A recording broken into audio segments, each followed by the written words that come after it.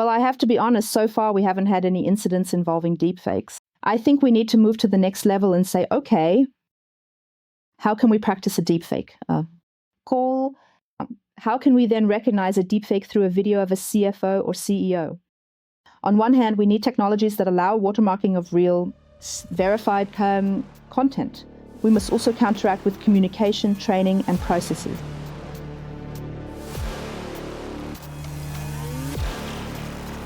Welcome to Cybersecurity Shall Be C-Level Priority, the podcast that puts the digital world to the test. Cyber attacks are on the rise, and data is the most valuable asset in today's world. But how can we protect what matters most to us? Drawing on the latest insights, effective strategies, and practical tools, we'll show you how to create a more secure digital environment. Because one thing is clear, security isn't negotiable, it's a top priority.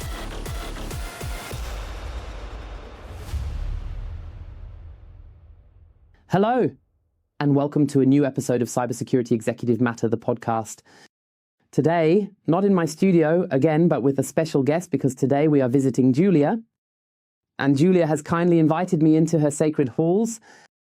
But before we start talking about where we actually are, Julia, first of all, thank you very much for having me here. And maybe for everyone who doesn't know you yet, tell us a little bit about yourself. I should be the one thanking you, and good day to everyone. I think Nico and I have tried several times to find this appointment, and I'm so happy that you are here with me in Duisburg today, specifically at Haniel. What should I say about myself? Haniel is one of the most traditional companies in Germany. We currently have 10 companies in our portfolio. That means business is very diverse. And my role as Group CISO is to find the cybersecurity standards that unite us all and help us continuously improve. And actually, that's not just your main job, but what else do you do much, much more of? And that's also how we got to know each other. It's actually your work in the public sphere, especially for women in cyber and many other areas that fascinate me, where one can see your passion and which also led me to say, hey, Julia, I have to finally meet her in person. I've seen so much already, but never met in person. That's why I'm even more pleased that we managed to do it today. And what we've also noticed is that every time we've met, both over the phone and today in person, we've actually already started talking, even though we haven't even made a podcast yet. That's true. So we have so many things we can talk about and so many topics. Maybe there will be an uncut version. Maybe we'll make an uncut version, who knows? That's why today there isn't a real structure where we say we have only one main topic, but we want to talk about various topics because we've just noticed, especially since you've been in Davos and also in Munich, how has that changed, the cyber? What is there in relation to AI? A topic close to both our hearts is also what are we actually doing in Germany? Also in relation to the topic of cybersecurity. Those were our rough ideas, and let's just see where it leads us. Yes, honestly. On the way to our podcast, on the way to Duisburg, I also thought it's a challenging task to talk about things today because right after the weekend, the world will change. For us, for everyone, for Germany. And thus it is very exciting what we are discussing today, but I believe this is the moment where we can and should speak our truth. We should definitely live our rights, democratic values, and of course go surfing on the weekend. At the same time, the question is, what does all this have to do with cybersecurity? It has a lot to do with cybersecurity. In Munich, I had the opportunity to exchange with our community. And what greatly concerns me, first of all, is this spread of unverified information and at a speed that is no longer humanly stoppable. I'll give an example. A piece of misinformation can be spread 87 times per second. If we as cybersecurity or information security specialists do not counteract this, what will the world, what will democracy mean tomorrow? And it has also been observed that the major social media outlets are reducing the regulation or at least the filtering of fake news. And here I say, why are we sitting here together? We are sitting here together so that we can also tell the larger community about it and say, please, pay attention to what you read, pay attention to what you see. In the past, a video was proof that something had happened. Today, one must look at videos, photos, and possibly newspaper articles with a completely different perspective and say, okay, am I being self-critical? Could this be the truth? Constantly questioning. Have you ever dealt with deepfakes, which is a topic you just mentioned in your work? So, have you already encountered deepfakes? Have you been affected by deepfakes? Well, I have to be honest, so far we haven't had any incidents involving deepfakes. Of course, there are reports from the industry, from those working in similar industries to ours. For example, in Hong Kong, 25 million was released through a faked team call. And the question is, how do we prepare our employees for something like this? Interestingly, I learned about a German startup in Munich that is developing training measures based on deepfakes. Builds. That means it's not about phishing. Everyone knows about phishing by now. I think we need to move to the next level and say, okay, how can we practice a deepfake? Practice. How can we then recognize a deepfake through a video of a CFO or CEO? And it made me very happy that there are companies in Germany researching such very modern and very relevant topics. But do you see this topic for yourself? Deepfake? That was actually the background of my question. Many people always talk about deepfakes. And I also say that deepfakes are a very, very important point. That it has actually already happened in a company is rather rare. But now is the time to take measures. And for me, a measure is also thinking about how I communicate at all. And that actually brings us to our main topic. Communication is the key. How do I communicate the whole thing? How do I deal with it? For me, one aspect is the topic of raising awareness. But the other is also, how can I prevent something like this, for example, by simply incorporating something like a code word? By saying, hey, when I'm on the phone with someone, the code word is simply frog. Simple example. But do you also see, in quotes, that we need to move in this direction? Or do you think we should rather focus on technologies that can detect deep fakes? I believe we absolutely need to work from both sides. On one hand, we need technologies that allow watermarking of real, verified content.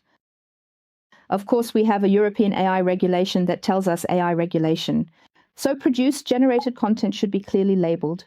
I believe this is also a protection for consumers, a protection for generations that may not have grown up with AI. That's something great.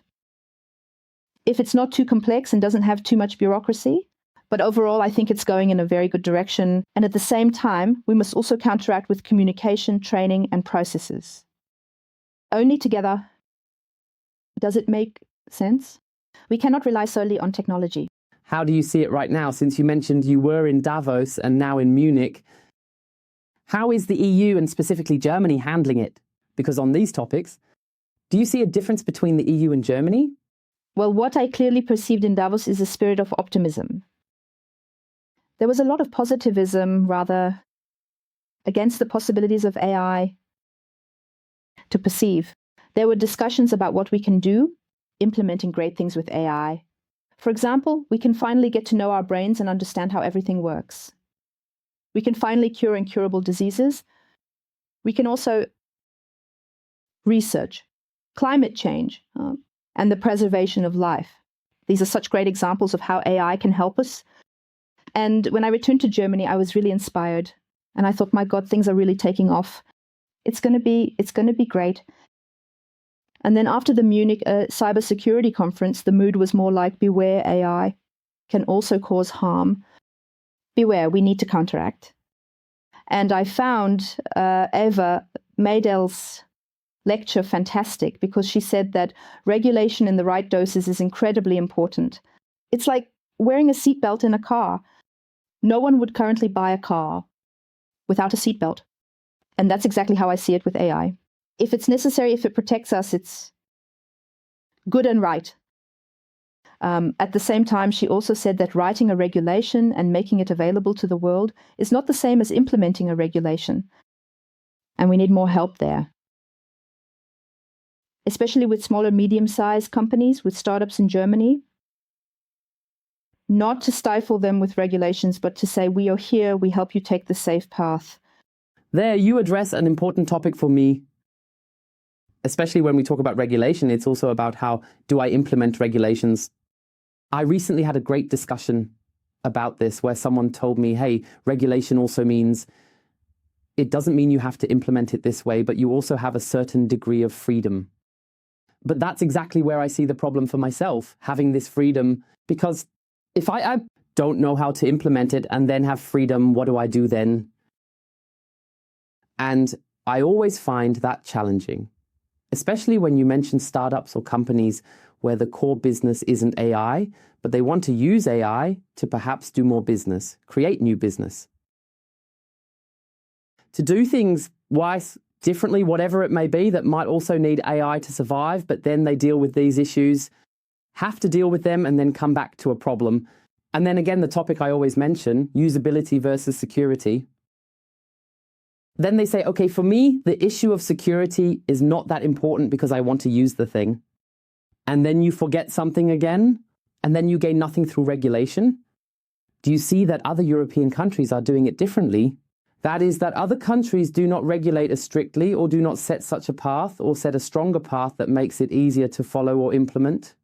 Honestly, hand on heart, I don't see a way yet, but I see the first tender steps, little plants that are meant to grow in that direction. Two important topics.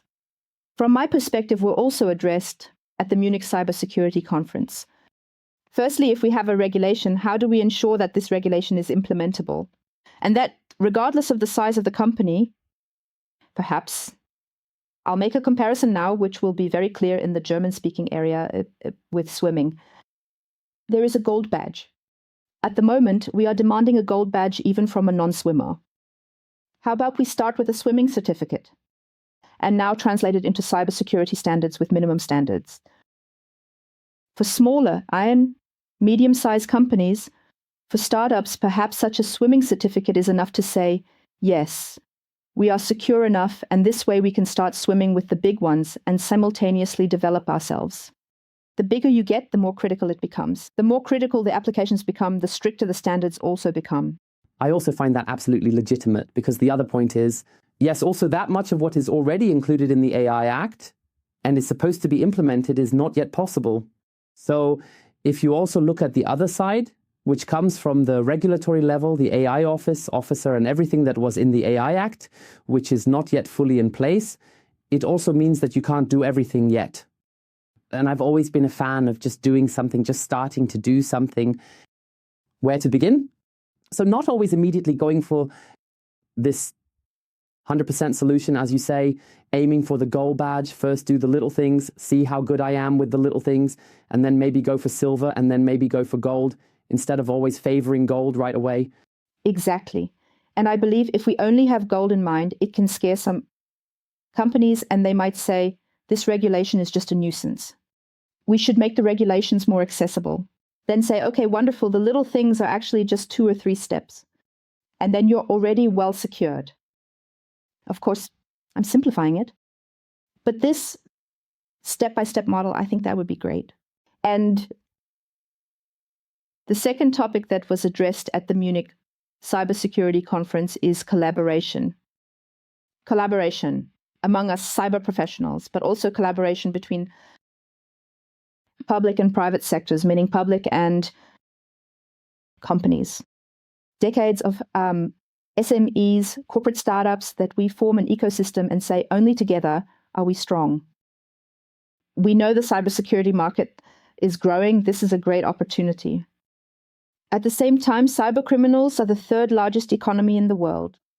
So somehow we have to keep up. And we can only keep up if we share information with each other, if we also share the same standards and expectations with each other. I think that's a great topic, because that's exactly the reason why I'm doing this podcast and why I've been addressing these public issues for years, because I always say, people, let's exchange ideas, let's not.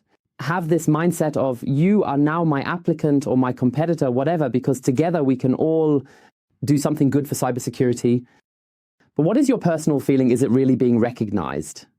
Because my personal feeling is unfortunately still that although it has changed significantly in recent years, that there is already more collaboration out of necessity because there is no other way, because there are no resources, there is no possibility. So you slowly notice that alliances are being formed, but it is still far from being able to speak of an active exchange.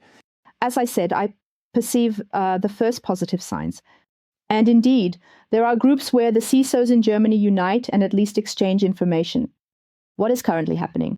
What are the new vulnerabilities? What tactics, what strategies do we have to uncover them? And especially with vulnerabilities, I think it would be great and helpful for everyone if we could talk about IOCs as early as possible. Because we all know the number of zero-day attacks is increasing. The statistic I have seen now is that 70% of attacks come through 0 days. But that feels initially illogical. One would think, my God, you would rather exploit existing known vulnerabilities. No, actually, the 0 day is the trend. And with 0 day, it's important to uncover it as quickly as possible. What are the symptoms? I always compare it. Cyber is like medicine. During the corona pandemic, we first understood and brought it to a positive trend when we released the tests. We said, these are the clear symptoms. Something is happening. And exactly the IOCs, if we can talk about IOCs as quickly as possible and share them with a broader community, that would be the first right step. I believe here too, one must always say that sharing this knowledge should not be perceived as being weak or having done something wrong. We are back to my favorite topic. Error tolerance in Germany, and I think it also has a bit to do with because people don't want to admit their mistakes. But as you said, against 0 day, yeah, what can you do about it? You simply can't do anything about it. The only thing you can do is say, I have a solution. Exactly. I know how you handle those 0 days. You can identify, share it with everyone. Exactly. And there, I believe we need to get to the point where it's recognized that for these things, we need this collective intelligence. We need all the companies that also know and share together because it can only be used to our advantage.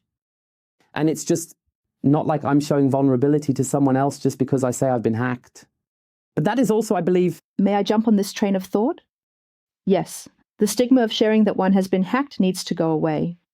Because cyber criminals also play on that. Would anyone be ashamed to go to the police if they were finally robbed? If a door has been broken into, if a window has been smashed, you immediately call the police and say, look, I've had an incident, help me. With cyber incidents, it's strangely different. I always compare it to fire accidents. Has anyone seen a headline in the last 5 years that a company has burned down to the ground? Probably not, because with a fire, you call for help. For a fire, we have developed very specific measures. Fire extinguishers are hanging everywhere. We need to reach the same perception and say, cyber security is safety.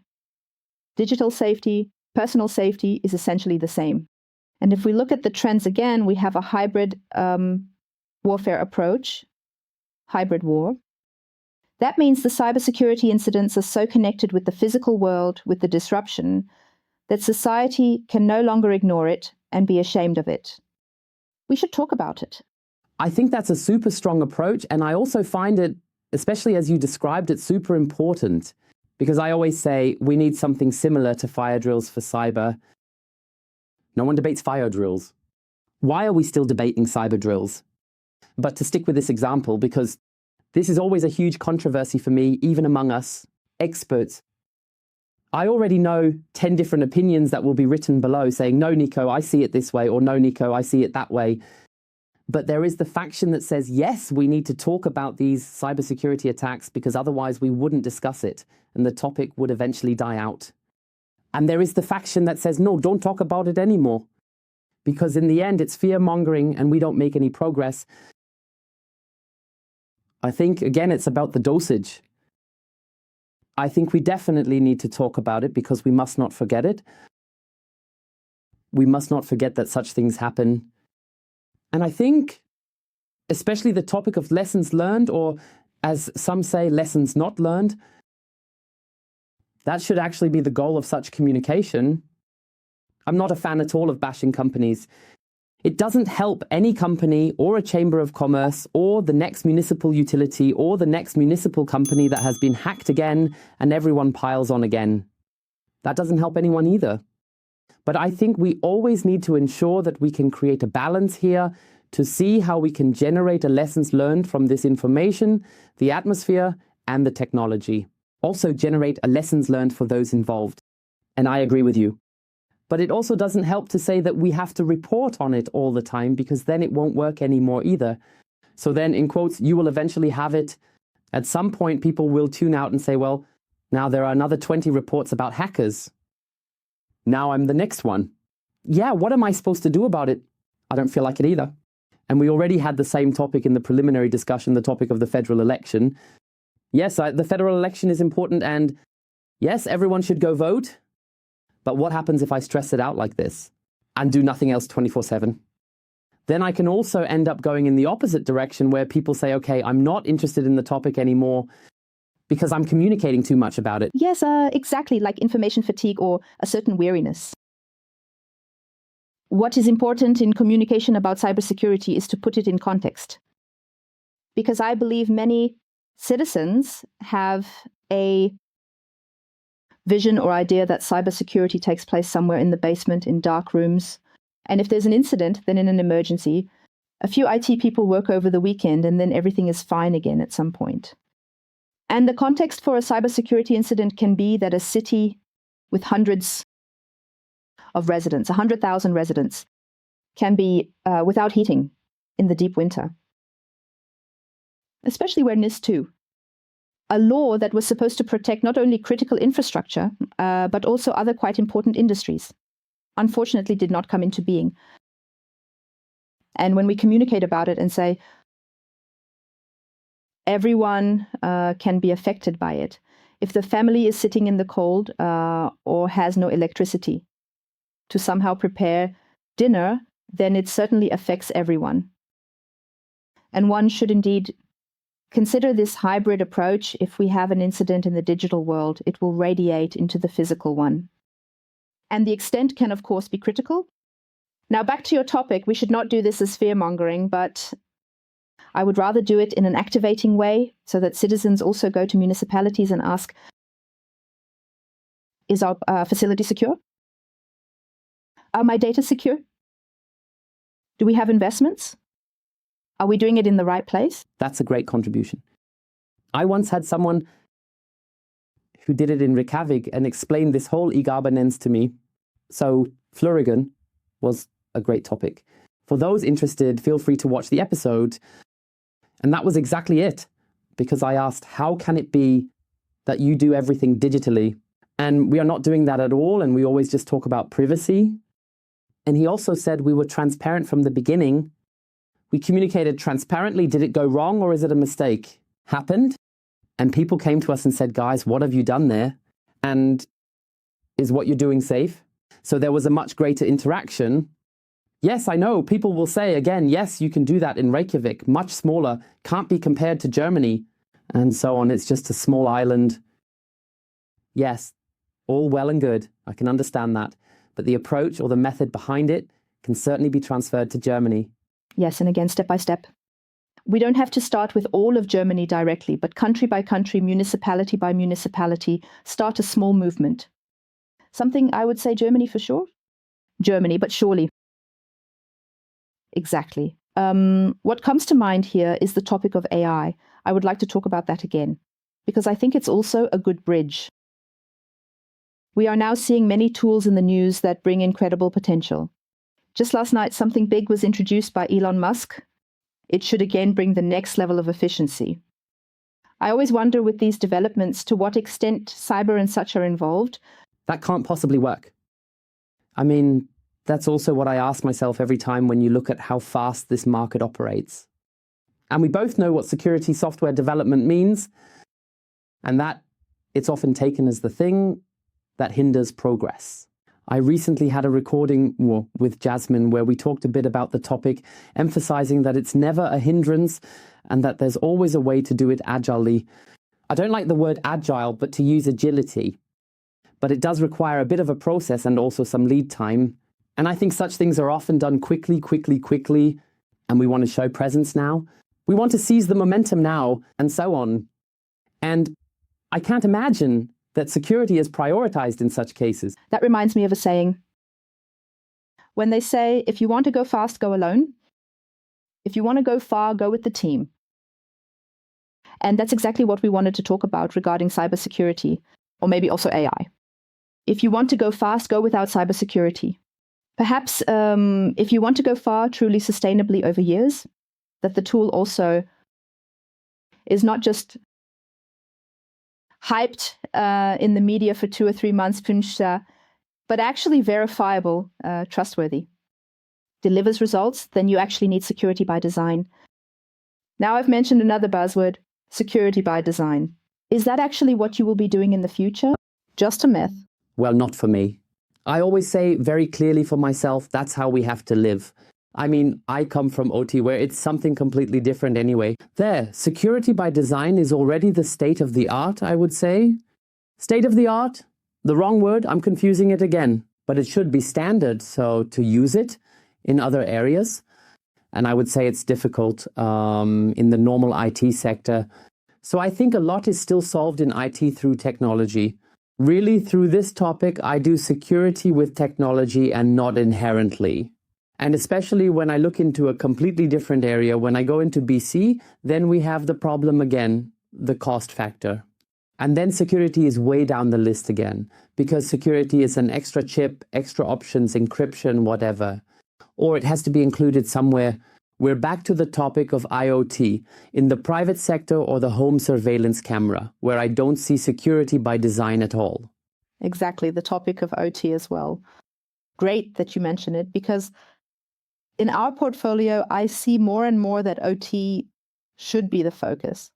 However, when I look at the provider market now, there are not that many solutions offered in OT security. And if we look locally, how many solutions do we have from Germany? You're bringing up a good topic, because that would also be the question I would have asked you regarding this subject, as it's a topic that's widely discussed. They say that precisely because of these regulations we have here, we can't just develop something like that. We can't just create an AI that can do everything and so on. We have a competitive disadvantage. Do you see it the same way? So, do you also see a competitive disadvantage due to the regulations we have, and that someone like Elon Musk can just develop something like that overnight, leaving us Germans behind?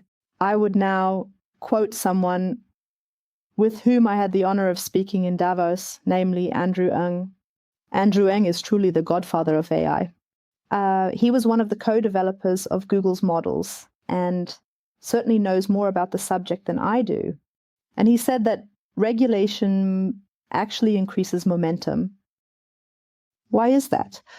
When a topic is not regulated, you first discuss what is black, what is white. Do we take black, do we take white, or is grey also allowed?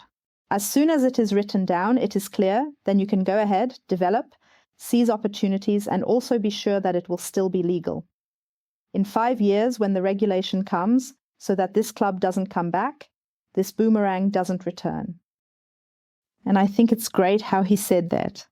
Regulation, the right kind in smaller doses, is momentum, is a creative force.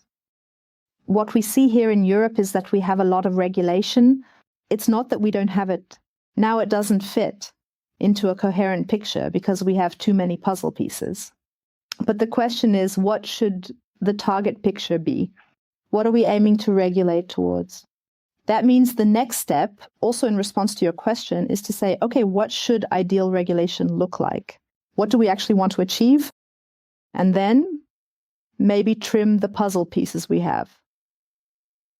Perhaps make the picture smaller so that they really fit together and not duplicate across multiple laws, for example. Distribute. From my perspective, that would be good regulation. Okay. And now in relation to, if we move away from AI a bit, regarding Germany in general, how do you see us currently in the area of cybersecurity? We've already talked about how many people say, especially now in companies dealing with security, that they need to address this now. One aspect is, wait, which tools do I use? Which processes do I handle? And so on and so forth. And there I repeatedly see the problem that there are simply fewer providers in the German market. Yes, there are large providers from Germany as well, but they are usually active in their specific sectors. For example, for instance, a company from Munich, which is very active, or also in the area of something like a data diode. There are some isolated cases, but if you look at the overall picture, maybe also in your direction, do you see, especially regarding the topic of security, that Germany has the opportunity to take a leading role? Or do you think that we are currently very dependent on security from outside Germany? A very good question. And indeed, after the Munich Cybersecurity Conference, I needed the whole weekend to digest what I heard there. And from that, an impulse arose to look into how large the European market actually is for American companies, the software manufacturers. I have now looked at all software manufacturers and had an analysis created, not focused on cybersecurity, but it's 300 billion that Americans sell to Europe in the form of software. And if you consider every procurement decision maker in large German corporations, but also smaller companies, they actually have the power over where the money is spent. Is it spent in Germany or is it spent in America? And this is also a turning point where one can say, it doesn't always have to be the biggest ones, because those will automatically be American companies. What should change so that we can also give German companies a chance to participate in such tenders? And there we probably remain with the regulations, which state that a startup cannot fulfill all of that. Exactly, and I think that addresses the right point. Because when we talk about outsourcing, we are talking about references. We are talking about a bit management that somehow has to take care of it. We are talking about a pricing structure that as a startup you can't really implement in some cases. This also means that as a startup you hardly have the opportunity to participate in such things unless you have a financier or a supporter in the background. Exactly, and that was a good discussion. I believe Mr. Saueressig from SAP mentioned that when large corporations like SAP, which can really employ departments for legal, main, procurement, and even software selection, and they are already very busy with all the regulatory requirements we can now check, what chances do the SMEs have? What chances do the startups have? That means, I believe the way forward is to assist the startups, that in collaboration, a large company, perhaps a startup, can also develop further to say, okay, we start working with you at a basic level and ensure that in 5 years you can achieve the maturity level of a corporation. At this point, it's about co-creation. I believe we don't have much of that yet. It would be great if we could form a team with our German startups and corporates and say, we can certainly develop software products, cybersecurity products in Germany, but we also need the perspective, this business challenge from large companies like SAP, for example. I find that a nice topic. What I can also say about it, I'm often involved with tenders, and there we have the typical problem again, which we also have on the other side with job postings. You always have to consider whether everything that is included in the tender really needs to be there. For example, I recently had a tender which I found quite amusing. It stated a certain percentage of system availability. And when you look at the other side, there is no manufacturer that guarantees you that, or something like the Pro. I also experienced this with a large corporation which included in its penalties per cybersecurity event, not per incident. Per event, one, they want a coverage amount of several million for the fact that there is now an event. And then I also have people, an event is not an incident. And who guarantees me that you won't just create events yourself to finance your project? So those were certainly extreme examples. I don't want to say that every tender is like that, but I see in many tenders that a lot is built around to have the final box so that nothing else fits on the sides. But conversely, the providers then have the problem that they either have to factor in a very high risk or they have to see how they can try to get there. But then they become price-wise unattractive because on the other side, there is some provider who basically says, I don't care, I just submit. And if something happens in the end, then it's always my risk. So I see that, for example, also in this collaboration, it's always a topic when we talk about tenders that they are sometimes so highly technical or packed with so many things that you sometimes have no room to maneuver, or on another point, have to factor in so much risk that it is no longer economical for the company.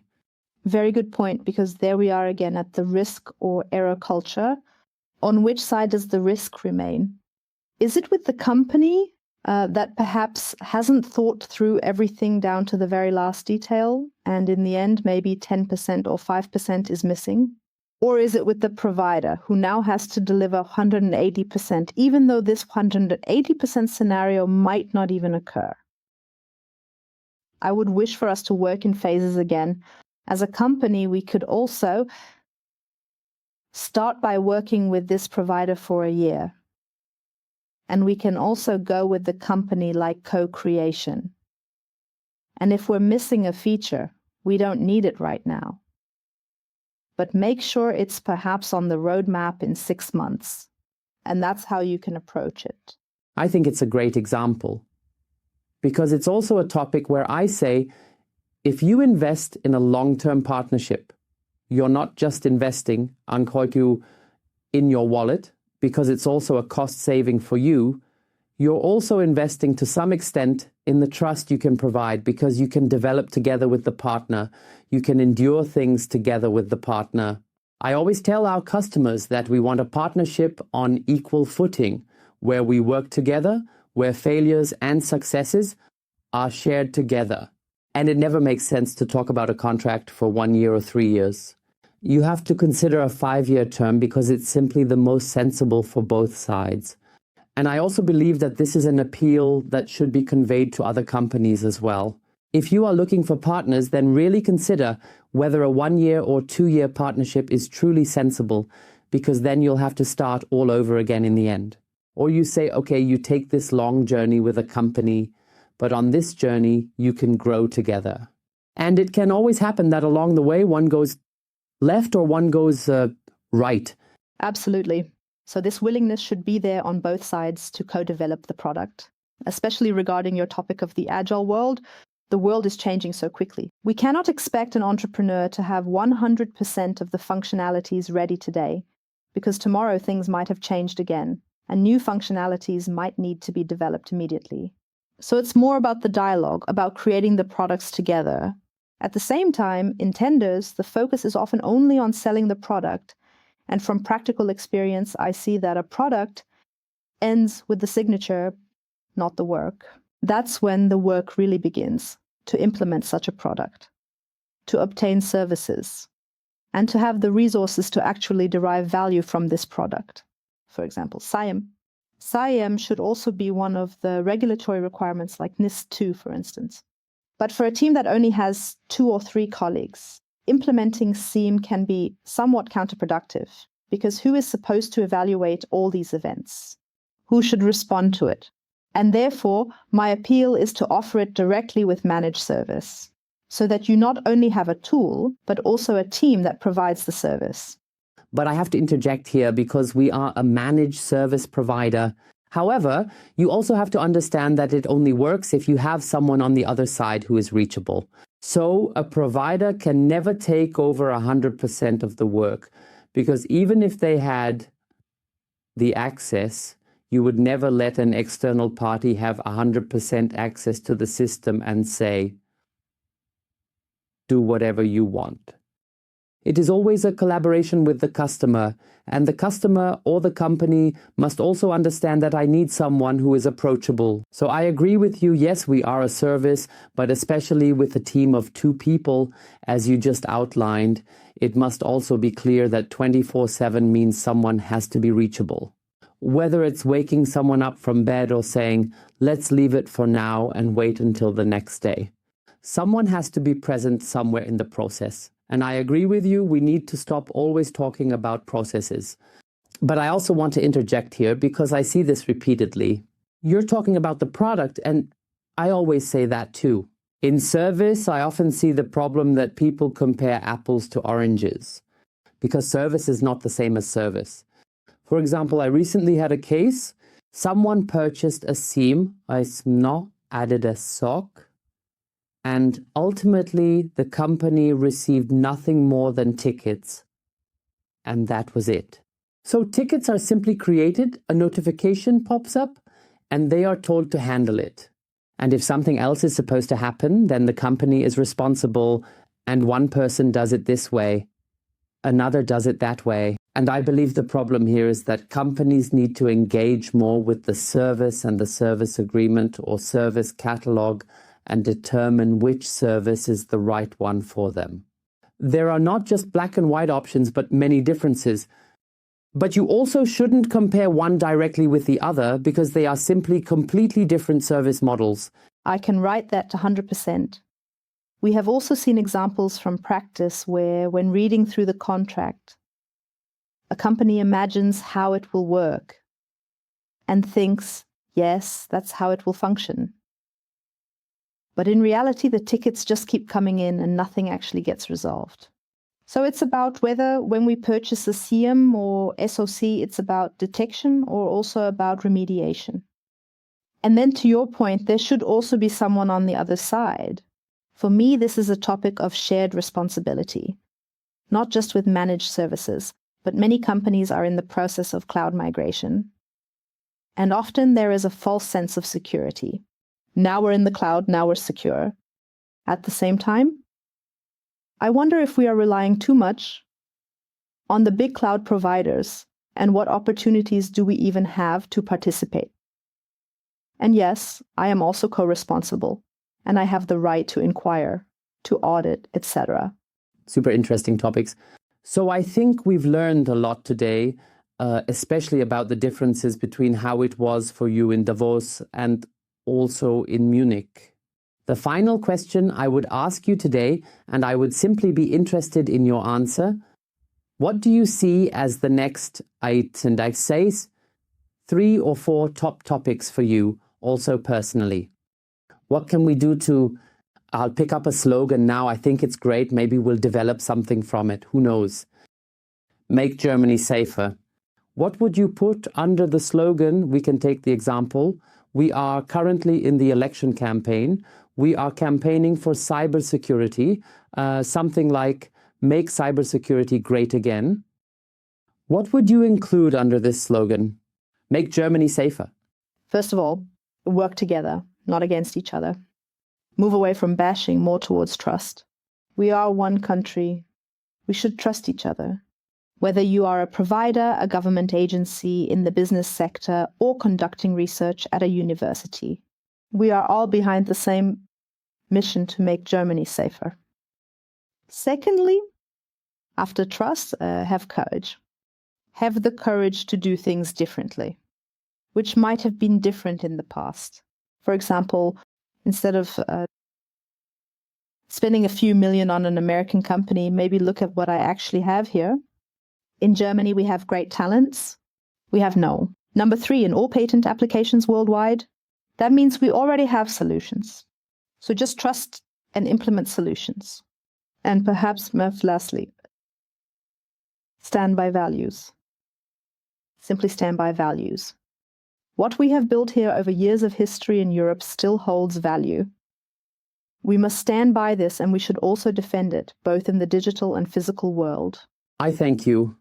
I am definitely 100% behind it, and it was a great time here with you.